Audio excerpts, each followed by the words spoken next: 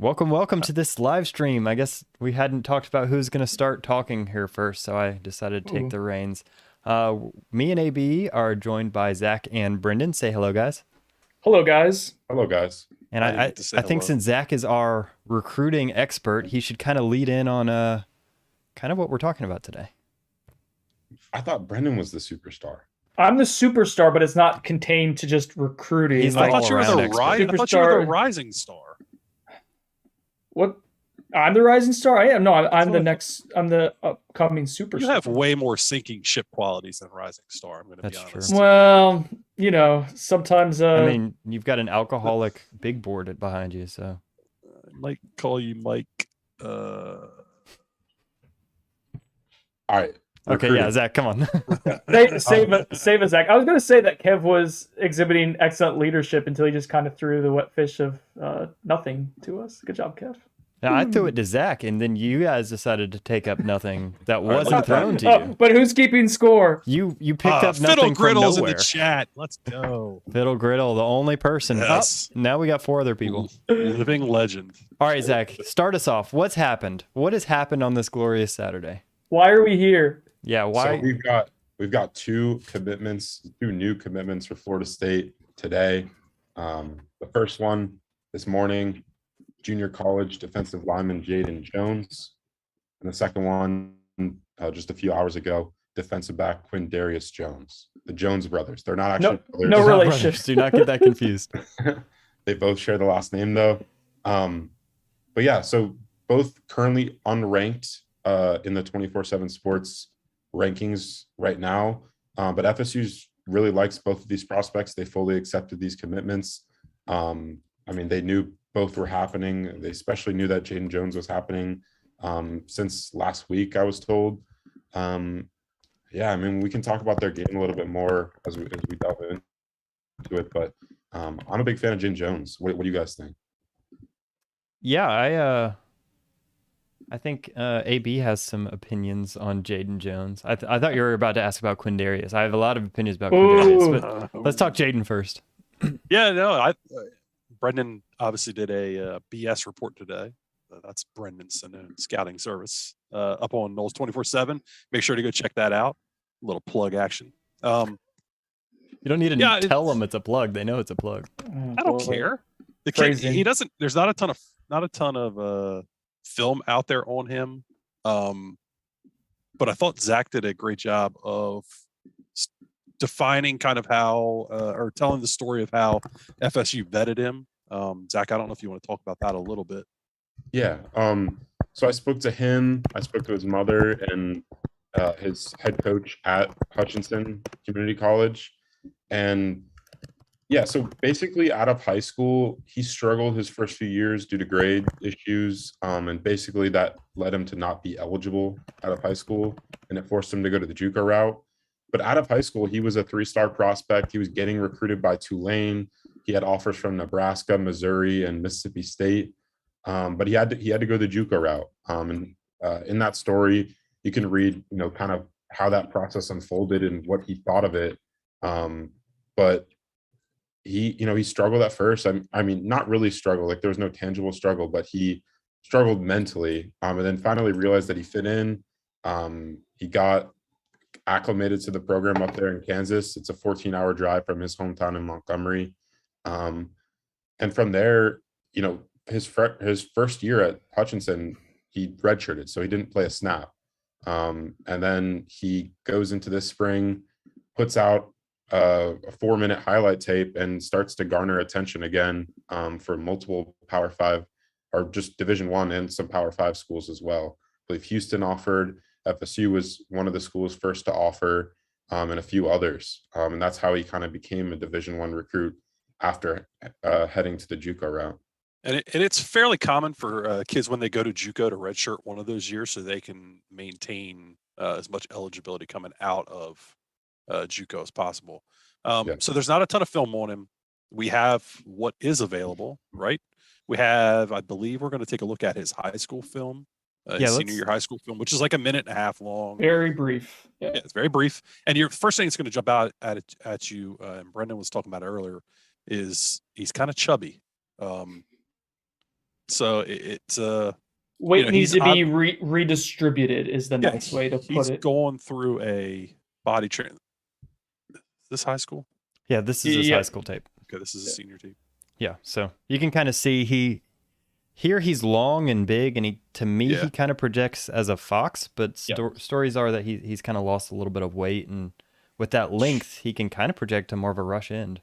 I think in this film, you're thinking about him as like a 3-tech almost. Does he grow? Yeah. Does he grow into the yeah, he plays like a 280? Yeah. Right, yeah.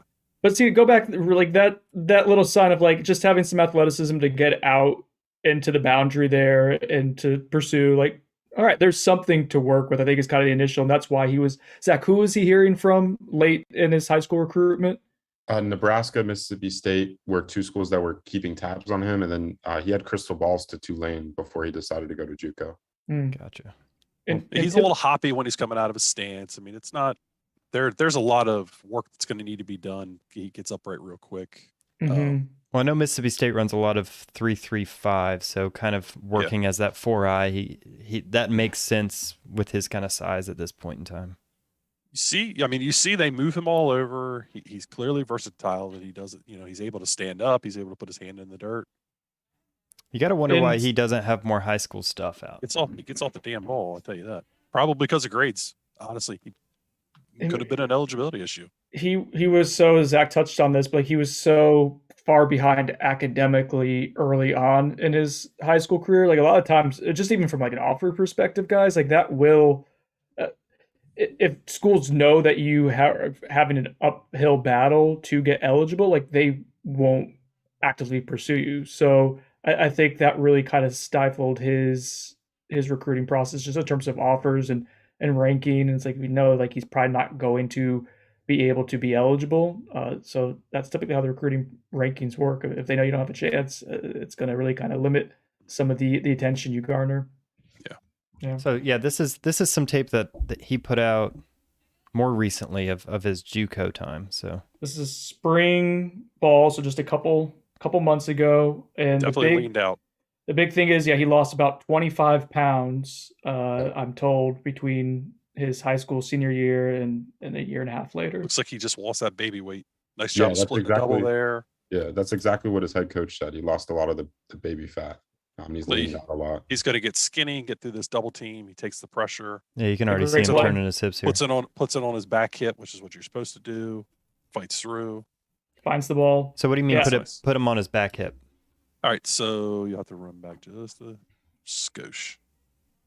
So he's going to feel the double coming from the left right there. Yep. So he's going to put that tight end on his back hip, which is, I don't have an arrow. Yep. So right there. He wants to reach his arm out and try to get him. Yep. And he's going to get skinny and try to fight through behind his hip. I don't know if those lines made any sense, but it's okay. And he does, right? You see him kind of. Yep. Well, I mean, obviously, this is a tiny tight end compared to. He knows that the pressure's coming from. That's exactly. Here it is. From there. But the tackle's going to try to widen him, so he fights a tackle, puts his butt on the tight end as he's getting skinny, and then pulls through, which is nice. It's good technique. All right, let's see from the backside. Yeah, they got him playing some kind of 4-eye here. Maybe even. He's explosive. He gets off the ball. I think that's what like the weight loss did, because you saw some of the senior highlights from high school. Like maybe you mentioned, like there's one or two plays where he gets off the ball quickly, and there's others where he just kind of looks clunky, and the footwork to me looks choppy. Doesn't look smooth and natural. But everything here that we see, granted the highlight, quickly, he just moves very fluidly. He does a good job. That's a great edge here. Yeah, so he's watching the ball, because if he sheds him and goes outside, that opens up a hole here. Yep. If he stays inside, then again that opens up. But you see, he does a good job of holding firm here. The work against the run, I thought, it's like when we first heard about him and kind of had an idea of like what his athletic profile was, I'm thinking he's going to be a pure rush end, right? But the highlights show like he's really, really active against the run and very committed to that aspect of the game. Yeah, they really cleaned him up. His feet are a lot better.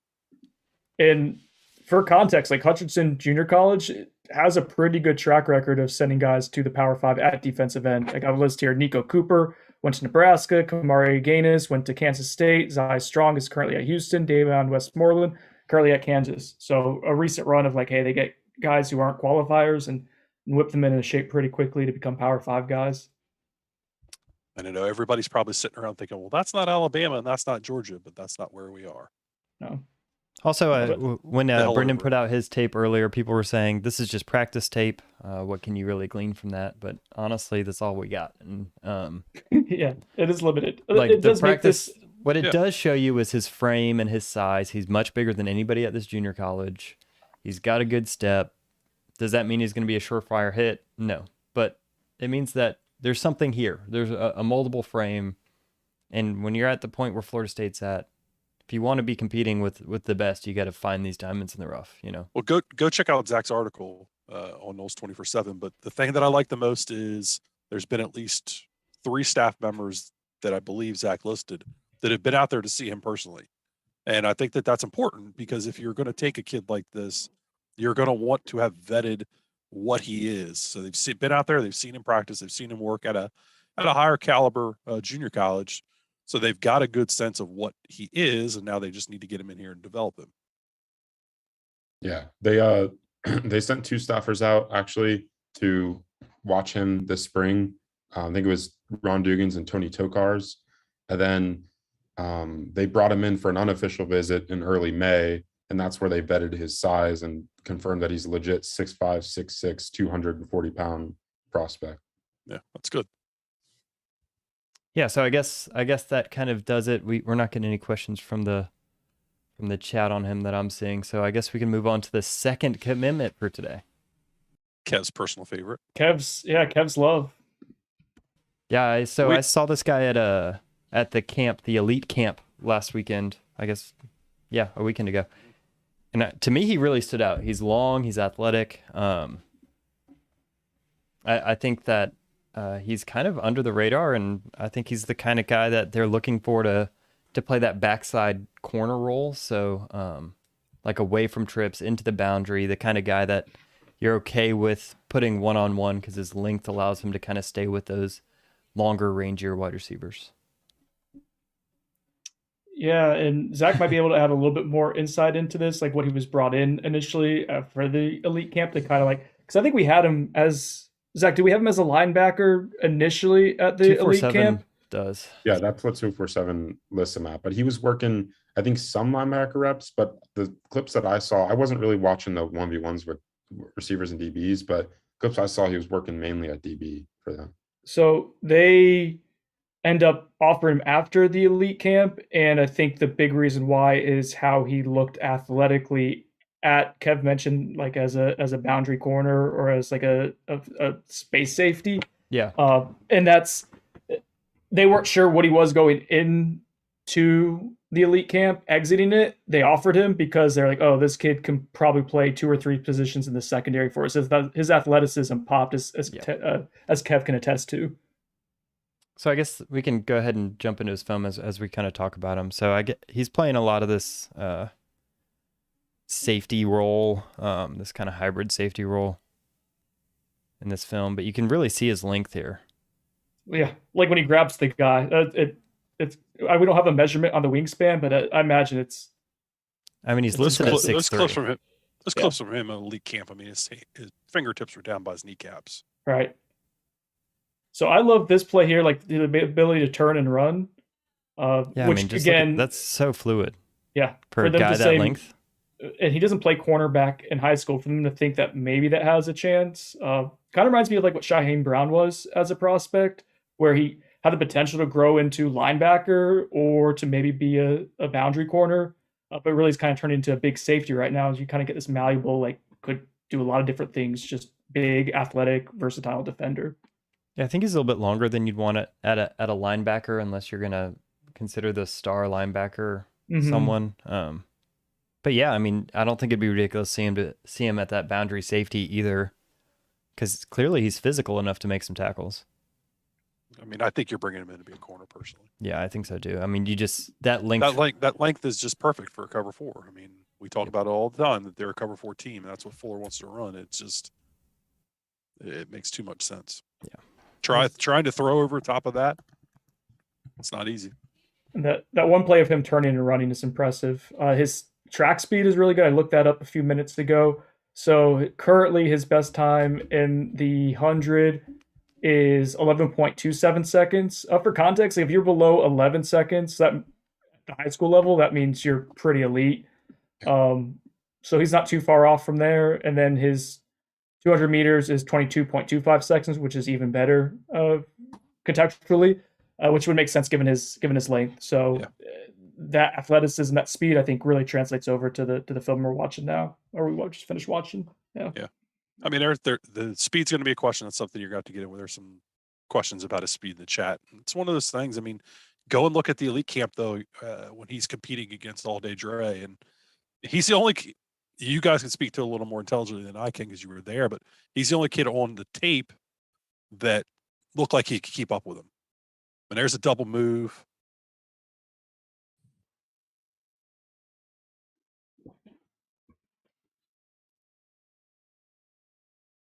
And doesn't play like cornerback in high school. Like doesn't have experience doing this. I mean, Dre just makes a great catch. What are you gonna?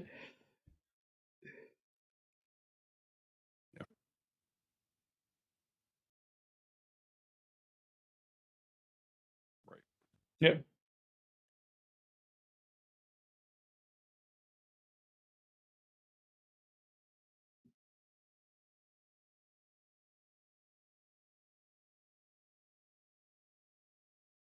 AB left us. Zach, what are your thoughts on him? Nah, I'm a fan. I think FSU did its due diligence as well here. I think, obviously they evaluated the film from elite camp. They didn't offer him right after. I think it was like 2 days after. So they took the weekend and kind of, they were also busy with the mega camp, I'm sure, but they took the weekend, went over the film from the elite camp, and then looked over his high school film, and decided that they were going to extend the offer. And not even a week later, he commits. So I think it was, I think Marcus Woodson's a huge fan. There were other defensive backs there, and I think he probably stood out amongst all those guys, even the guys that are blue chippers. Like I think Woodson thought that Quindarrius was the best out of all those guys at that camp. I thought he was too when I saw him. Here's him against Florida State commit Goldie Lawrence. I don't know where he sits at the rankings currently. He's like a high 3-star. High 3-star. Yeah. Top 500-ish kind of guy. So get to see what he looks like against that kind of talent. Apparently, Goldie's real quick. His GPS time was apparently pretty crazy at like NFL caliber, like talking more than 20 mile per hour at the elite camp. So just for context here, they need to calibrate the GPS. And again, you're watching Quinn play a position that's not natural to him. Right. Yeah, he probably hasn't taken a ton of reps out there.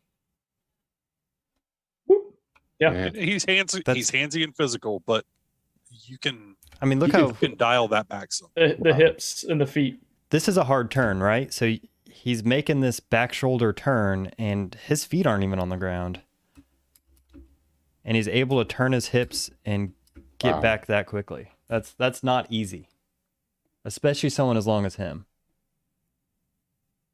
And that's just good coverage. FSU was his first offer. He's going to get a lot more offers. Now, whether he gets offers better than Florida State, higher end Power 5 level offers, we'll see. But he's going to get a lot more. I wouldn't be surprised, to be honest with you. That plays. Yeah, I think if that's what he looks like against a high 3-star wide receiver, he's gonna get. It might not be Alabama, Georgia floating around, but the Wake Forest, the NC States of the world that are looking for that guy that's an underrated 3-star. I'm sure the Mississippi schools are going to get involved at some point or another, and things get weird when Mississippi schools start recruiting Mississippi kids. Fans right now are going to be like, "Oh, why are we taking this kid? And why he doesn't have any offers?" And 4 months from now, Ole Miss and Mississippi State are going to be pushing for official visits, and people are going to be freaking out. I'm calling it now. I think he might be a 4-star all said and done. That's where I'd put him. I think you could make a real. We'll see because it's so late in the process, like whether he gets enough of that bump. But yeah, I think you could make a point to say like, If someone's a low end 4-star in our rating system at 24/7, that means they're potentially like an NFL caliber, like late round draft pick type of talent. That speed, that athleticism, like, yeah, there's something there. All right, good. Here's a good question from the chat from Briley. What do these additions do to the floor or the ceiling of the class? Do they hold the status quo? Do they improve, or is it market improvement? I'll let Zach take that. So you said the floor of the class? Mm-hmm. I mean, I think especially with Quindarrius and like we mentioned with Jaden Jones, I think both of those guys are guys you want to lock in, because I think with both of them, they probably are going to see their recruitments tick up going into their senior year. For Quindarrius, and then his Jaden Jones's first year of real JUCO football, he doesn't have any JUCO tape, like in-game tape yet. So when that comes out, and if he succeeds in that, I could see his recruitment explode, because we know how much of a priority those guys with that stature are. Mm-hmm. I think both of them are solid additions. Obviously, this can't be the top guy at both of these positions in your class. Like this is the floor, and I think it does raise the floor of the class. Yeah, I think if anything, it brings the athletic profile of the class way up. We did a video on Wilkie Denaud, and is he, should he be a take? I mean, Jaden Jones, we at least can put the film on him and see that he can run, that he can change direction well. I don't know if we could have said that about Wilkie necessarily at this point. So I think for the, just for the floor, it brings the athletic profile way up, which this team needs to get more athletic. They need to be able to run better. They've got to get bigger. I mean, you're talking about a 6'6" kid. We're talking about how long and tall and rangy Quindarrius is. And so these are profiles and attributes that they really kind of need on this roster. So, yeah, for the floor, I think it's a market improvement. And right now, I think this is also telling of like the waters that FSU is swimming in currently, to where these guys have NFL caliber tools now. Whether they develop into that, like you're taking flyers on them ahead of other teams earlier than other teams, because you can't really afford to wait for one of these guys to maybe blow up and start getting a Georgia, or even maybe like a tier below, like an Auburn or something like that. Like you have to be aggressive in some spots at Florida State right now.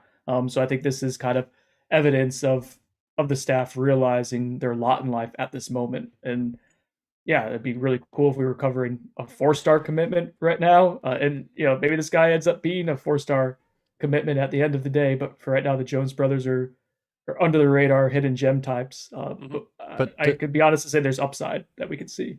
To play devil's advocate, we've kind of known for a while that the staff is able to do this. They're able to find some kids that aren't hot commodities. They're able to scout them early. They're able to get in on them early. So, like, this has never been a question for me. So this is just par for the course, whether they can hold on to these kids if their ratings balloon, or whether or not they can go out and get the people that everybody knows of for a long time is still the big question going forward.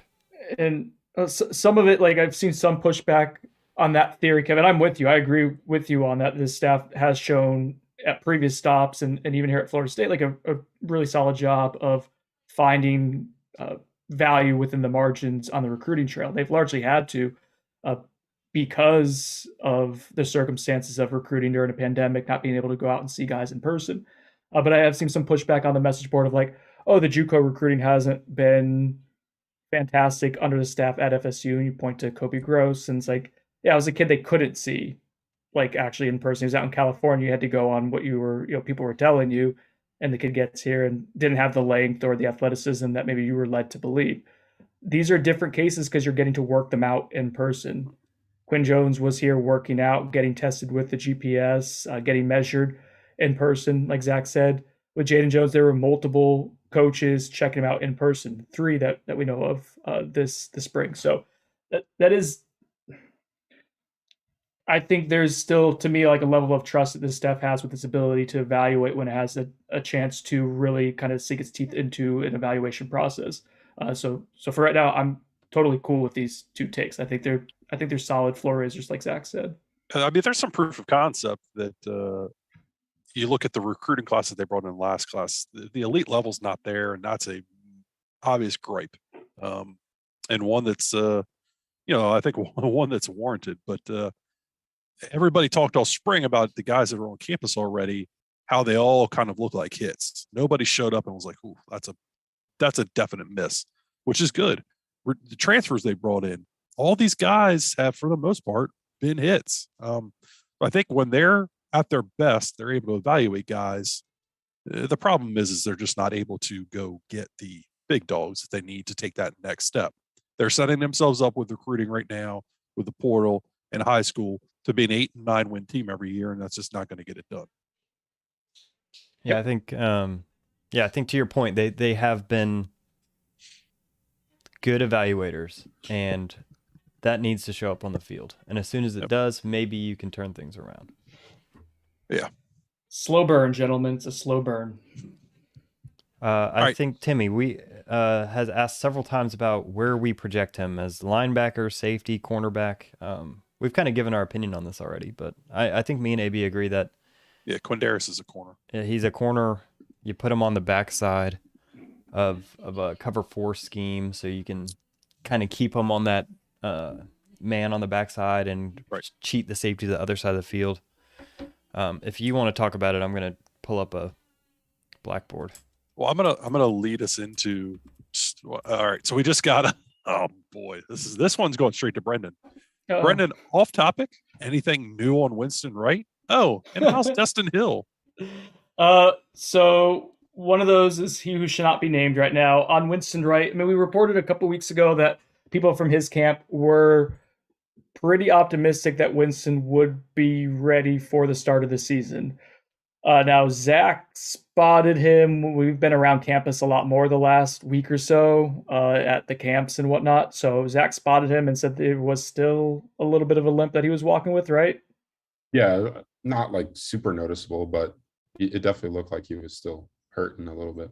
Which makes sense. We're a couple months removed from a leg break and whatnot, and there's still a couple more months to go for that process. I think the main thing is just check and make sure there's not like nerve damage, stuff like that. And right now, I think everyone's really optimistic around him. Myself, like I'm kind of skeptical, like that he's 100% by game 1. But if you can get him at least practicing, taking contact to an extent, like at that point in the season, then like maybe by a month into it, that's the optimistic viewpoint that I would have, is like maybe he's up to speed a month into the season. Destin Hill, we'll see. We'll see. I mean, I think if we get to August into camp here, and the first few days, if he's not there at the start of camp, there's a certain point where you're just like, all right. If he ain't here in a week, what's the last day for enrolling? Like at drop or something like that. It's usually like a week after the semester. So, and they start. I guess they start camp a week earlier than normal because of the week 0 game. So I think they'll start it like in late July. But I think it'll go by like what the school year is. So I still imagine that's like early on, like the first week of August. I think is a reasonable timeline to talk about here. Yep, and then we're not going to talk about him until then. So I have some scoop. FSU offensive line commit Antavius Woody. He tells me that he's getting to FSU's campus on Monday.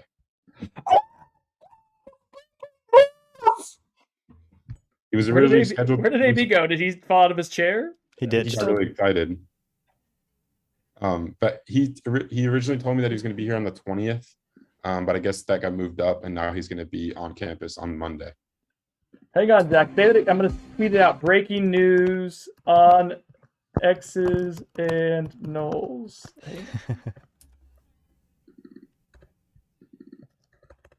Let people filter in so you can say it one more. This is how we promote it. This is how we grow the YouTube channel, fellas. Yeah, so actually, before we get too far off of Quindarrius, I actually like this comparison. This is an interesting talking point. Let me see if I can't find a good video of him on defense. So someone made a comparison to a guy that just got drafted by the Dallas Cowboys. That was a 3-star out of high school, has similar length at 6'4". So thanks. Let me see who made this. B Damp Man BD. So yeah, this is the comparison. Here's him playing wide receiver, but similar length and maybe not the fastest looking game speed, but the kind of speed that translates to the field, especially since you can get away with a little bit more. That's who him. Is it? His name is I actually wasn't familiar with this guy. He went to Israel South Carolina. Mukuamu. Oh, Israel Mukuamu was the former Florida committed State here. commit. Yeah. Oh, brother. Back in 2017, then Jimbo stopped recruiting, and then he wasn't committed here anymore. Yeah, it was a 6'3" kid with really good feet. Yeah. So very similar style. So thanks for that comparison. That's a good comp. I like it. Kev, are people in the chat? I don't have the chat pulled open. Are they questioning or complaining about Jones' speed? Is that at the beginning? But then when we watched some elite camp, I think Okay. seeing him kind of keep up with All Day Dre and Goldie kind of gave a little bit more confidence. Okay. I think what happens is he's listed weird on with 24/7. the linebacker thing scares him. Yeah. And that gets people kind of thrown off. Gentlemen, I gotta run. All right, it's been a pleasure. Gonna maybe touch on a little bit of the OV scoop if Zach's got some we'll get intel him to drop there. All right. See you guys. Have a good night. We'll get the scoop monster on leash soon. IAB.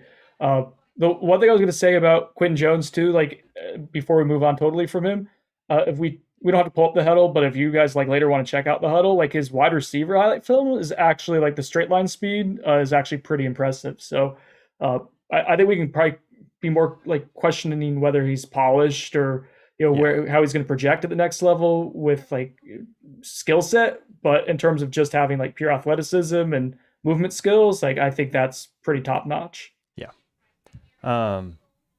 So I think we're getting some recruiting questions that you guys are probably going to be better suited for answering than I will. So is the staff looking at JUCO receivers?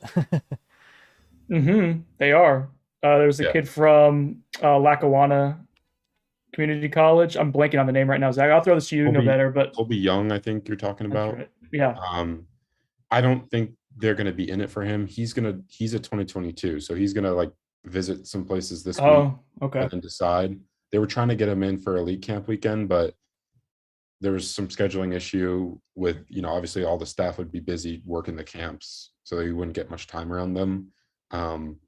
But yeah, other than him, Malik Benson, he's at the same school as new FSU D-line commit Jaden Jones. FSU offered him. They went to go see him in the spring. Ron Dugans did. I don't really think they're a factor in that recruitment. He's getting recruited by some pretty big time programs. And I don't see them, being a factor, but we'll see, especially now that they have a commit on at Hutchinson. So maybe that helps in their favor, but they're definitely in the market if there's a guy they think that can help them. But they're not just specifically looking at JUCO wide receivers to add to this class. But if there's guys that are talented enough, I think they can help, they'll go out and target them. All right, so that DB from Oregon that visited this weekend. So there's a question about him. I guess that is the question. Yeah. So Damon David, he's talking about. He's a defensive back transfer from Oregon. I just posted a intel piece on Noles 24/7. It goes into in depth about each of the 6 official visitors on campus this weekend.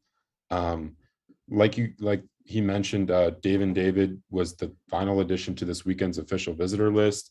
But I kind of want to chime in with Brendan here because he's actually hearing some stuff about David's visit and how FSU's feeling about him. So Brendan, chime in right here. Yeah, I think FSU feels, from what I understand, pretty good about him. Like a bit more input on that than any other guys right now, which makes sense. His recruiting process is going to be kind of sped up because he probably wants to find a home in the next few weeks. So I've heard that this visit is going pretty well, favorably right now, and just generally because he's kind of an unknown. He didn't play a ton for Oregon this past year. I think he was injured on and off and played mostly on special teams. Still had 9 tackles.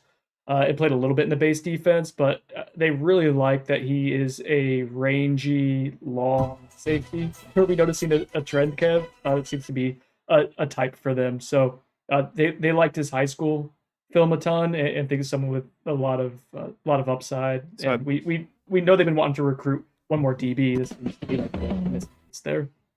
I'm trying to pull up his high school stuff. It's hard to find because there's a couple Damon Davids. He's from Maryland. Okay, then this is initially. him. It keeps trying to play his music. If you guys hear that. Okay, this is a really fun highlight tape. So, yeah, this is the kid visiting from Oregon. So. Oh. Yeah. There's some really good stuff. There's some really good stuff here. Yeah, he's playing a lot of that free safety. Obviously, Florida State doesn't play a lot of cover 3, so he probably won't play that role. But yeah, I think he's got the size and athleticism you'd maybe want in that. I think field safety, maybe. No, he might be a field safety guy. He's a little physical for a field safety guy. He is pretty physical. I might be tempted to keep him in kind of that stud outside linebacker safety. Role that Kevin Knowles and Jamie Robinson are in. That's kind of where I would naturally see a kid like this.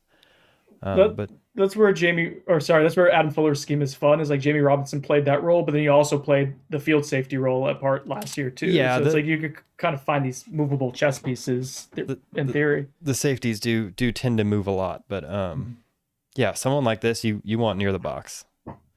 Yeah, he's mean. Yeah, this is kind of fun. Level of competition in Maryland does need to be like noted. This isn't 8A Florida football, but the speed and willing to be physical and range are things that I think play, regardless of classification. I'll watch what he does to this guy here on the shovel. I think he may have actually hurt the kids. Yeah, he does. He's still not up. Hey Perry, so the bald guy left, so he can't hurt us no more. It's true. We're safe, Perry. We're All safe. right, so I think we're kind of getting to the end of what's a normal kind of stream. So let's answer a couple more questions and head out. Any updates on the quarterback situation? So there are a couple of big quarterback recruits in town this week. So can you tell us about that? Yeah, so Florida State's got 2 quarterbacks on official visits this weekend. Ricky Collins out of Baton Rouge, Louisiana, and then Brock Glenn out of Memphis, Tennessee. Ricky Collins arrived in Tallahassee late last night. He'll be on campus today and tomorrow. And I'm told we learned today that he's actually going to be on campus later in the week on Wednesday to throw at FSU's 7-on-7 tournament. So it's a pretty big deal. I mean, they're getting him on an OV and then getting him back on campus later in the week to throw in front of the coaches at what's supposed to be a huge 7-on-7 tournament for FSU. I'm told there's going to be close to 50 teams there. In comparison, there was 11 teams at FSU 7. I don't know how we're going to cover it. We couldn't have split the difference. It kind of trickled some up to the 11 one. Oh my God. Kev, do you want to come out for a couple hours? Middle of the day, blow off work? Oh my God. Yeah. So, I don't think my boss would be too happy about that. Okay, fine. AB's going to fly down from Delaware to help us out. Help us, AB. Let's fly him out. Yeah. So Ricky Collins, so he's a big time guy, 4-star quarterback, committed to Purdue right now. I consider that commitment shaky. I think he's looking for a better option. That doesn't mean that he in the end he couldn't stick with them, but right now it just doesn't look that likely.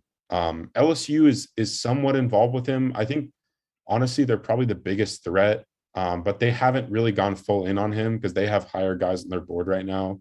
But if they strike out on those guys, you could see that staff moving to Ricky Collins, and he's a local kid, so that would be a tough one to beat. That is apparently, Zach, a dream school for him, I was told, which makes sense. He's in Baton Rouge.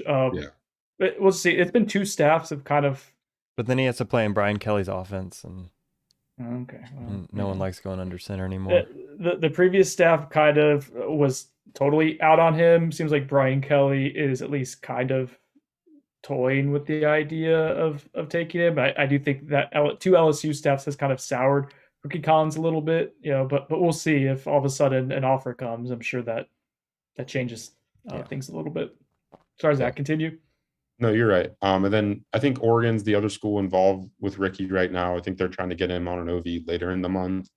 And then with Brock Glenn, he got on campus a little bit earlier in the day yesterday. He went over to Doak yesterday as well and took photos in the white uniforms and walked on the field with a couple other prospects. He's fresh off an OV from Auburn last weekend, and he's going to be heading to UF for an unofficial visit right after this. OV at FSU ends. I believe it'll be on like Monday. And then this upcoming weekend, he'll head to Ohio State. They're a school that's recently gotten involved with him. That's a little worrisome. You can see Brendan, he's really trembling about the Buckeyes. But yeah, he's a guy that's blowing up. I think Florida wants to get him on campus to kind of gauge what he looks like and maybe have him throw. I could see them offering and trying to get involved, but Glenn has told me before that he wants to decide before the month of June ends. Obviously, with these new schools getting in the mix, it could change things, but that was his previous timeline. So, this OV will go a long way in FSU's chances of trying to land him. It's going to be tough, but they've got a shot. And then Chris Parson was at Mississippi State this past weekend for camp, declined to do interviews with our Mississippi State 24/7 site, declined to do interviews mostly in general right now. We got him last week, but he said no interviews until the Elite 11 later this month. So Chris Parson, not with an S at the end of his name. Parsons or no? No, not Parsons. It's incorrect. All right, so I think we've kind of run the gamut here. So thank you guys for joining us on YouTube, which is, I know you're not preferred method of communication, but don't say that. Well, it will be. Now 2 of you guys make one normal AB, so I just have to shave my head. That's true. There's way too much hair. Become a lot more pessimistic too.